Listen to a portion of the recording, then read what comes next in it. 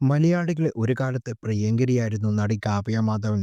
അഭിനയ രംഗത്ത് നിന്നും ഏറെക്കാലമായി മാറി നിൽക്കുകയായിരുന്നു.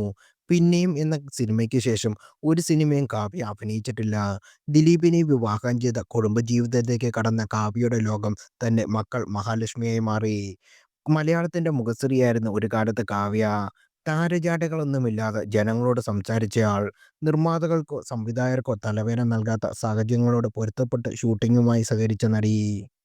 കാവ്യയുടെ പഴയകാല അഭിമുഖമാണ് ഇപ്പോൾ വീണ്ടും വൈറലാകുന്നത്. താരറാണിയായിരുന്ന കാലത്ത് അമൃത ടിവിക്ക് നൽകിയ അഭിമുഖത്തിലാണ് താരത്തിനുള്ള തന്റെ വളർച്ചയുടെയും തുടക്കകാലം മുതൽ ഒപ്പം നിന്നവരുടെ കാവ്യ നന്ദി പറയിക്കുന്നത്. നാടിനും നാട്ടുകാർക്കുമൊക്കെ എൻ്റെ ഉയർച്ചയിൽ പങ്കുണ്ട്.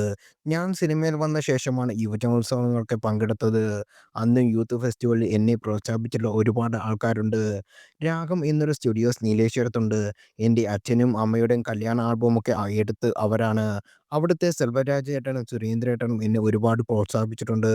വടക്കൻ കേരളത്തിൽ പ്രായപൂർത്തിയാകാത്ത പെൺകുട്ടികൾ വ്രതമെടുത്ത് ചെയ്യുന്ന ഒരു പൂജയുണ്ട്. അന്നൊക്കെ ആ പൂരം വരുമ്പോൾ എൻ്റെ ഫോട്ടോയാണ് പത്രത്തിൽ വന്നിരുന്നത്. ഇവരാണ് എൻ്റെ ഫോട്ടോ എടുക്കാൻ വരുന്നത്. അന്ന് ഇവർക്ക് ഞാൻ സിനിമയിൽ വരുമെന്ന് അവർക്കറിയില്ല.